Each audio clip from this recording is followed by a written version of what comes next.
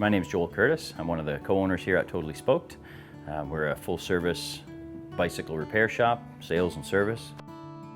We're pretty lucky here. We have a pretty great staff. Of course, every kid wants to work in the bike shop, so we get our pick of the crop, and we've been pretty lucky in that for sure.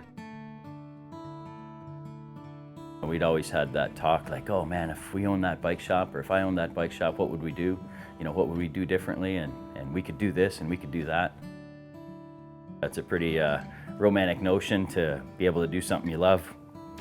And yeah, you never have to work a day in your life, they say, right? So it was a pretty natural fit that the two of us joined up and opened up the bike shop, or took over the bike shop. We've had the shop here for 10 years. This is our 10th anniversary. We're pretty pumped about that. It's going to be a pretty big year for us. Lots of changes in that 10 years for sure. But previous to that, the bike shop was here for probably, I don't know, maybe about 40 years. So, you know, the path is beaten in the street right to the front door of the bike shop.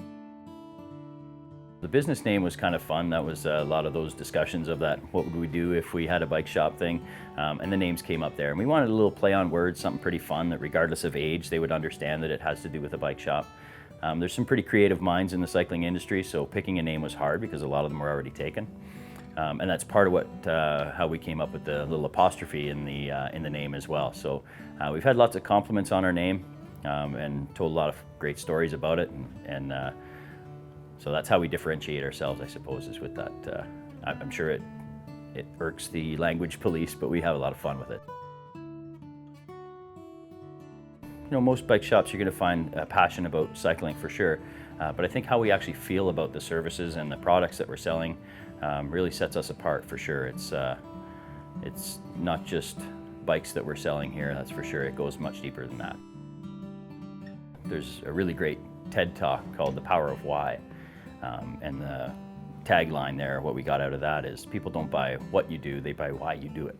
And if we can put our passion into the cycling like that, they get it real quick why we do what we do. Yeah, I remember learning to ride a bike for sure. I don't remember how old I was, but there was no training wheels or anything. It was just jump on the bike and away you go. I think what I remember most about it is this one terrible crash that I'm pretty sure I don't know, I may have broke ribs. I don't know. It was a rough one, but after that, man, it was, you know, once you take to it, it just opened my world right up. Like, my world got a whole lot bigger all of a sudden. You know, you could go way further than you ever had on foot in a very short time. You saw, you know, you went an extra block and you saw a little bit more of your neighborhood, and it just grew from there.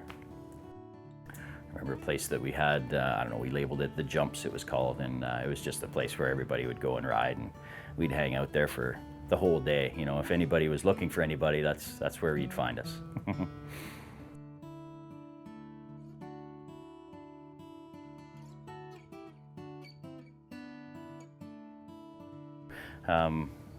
We're selling almost emotions or something like that. When we look at it like that, you know, or experiences, I suppose. We're selling something like independence to a child as they're, you know, on their first bike sort of thing, and opening that world up as I experienced myself. So we're selling a bit of independence to them, or a sense of adventure or something to somebody that's going mountain biking or something, or maybe fitness. Nostalgia for sure for an older person that's coming in and either restoring a bike that they had when they were a kid, or just getting on a bike again in general. So you know, when people are leaving the shop with a bike, somebody driving by might think, hey, that person just bought a bike, but we know they bought much more than that. So.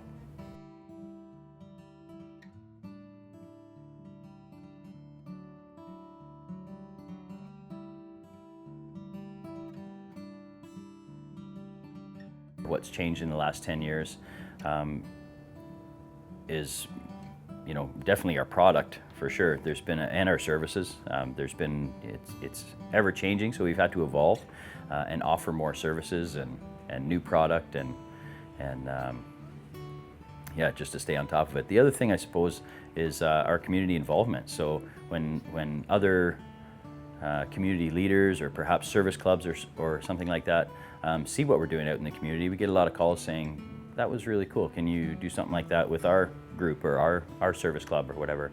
And it's actually spawned a lot of new little things, little community involvement projects and that sort of thing that we can do.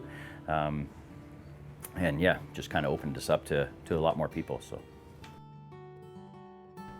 the next 10 years is, if the previous 10 is any indication, we just got to keep our foot on the gas, stay involved, and you know, grow our love of the sport, or spread our love of the sport with others in the community, whether it's youth or adults or whoever it might be.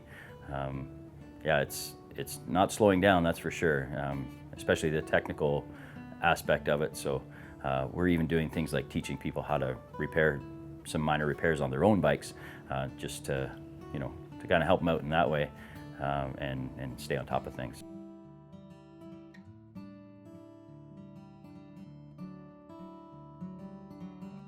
In 10 years from now, we'd like to think that the employees that we've had here as well, we haven't just given them a job, that they'll actually be, you know, fine, upstanding young citizens, and contribute to the fabric of the community here as well. So I think they see that involvement as a really important thing, and hopefully they carry that on.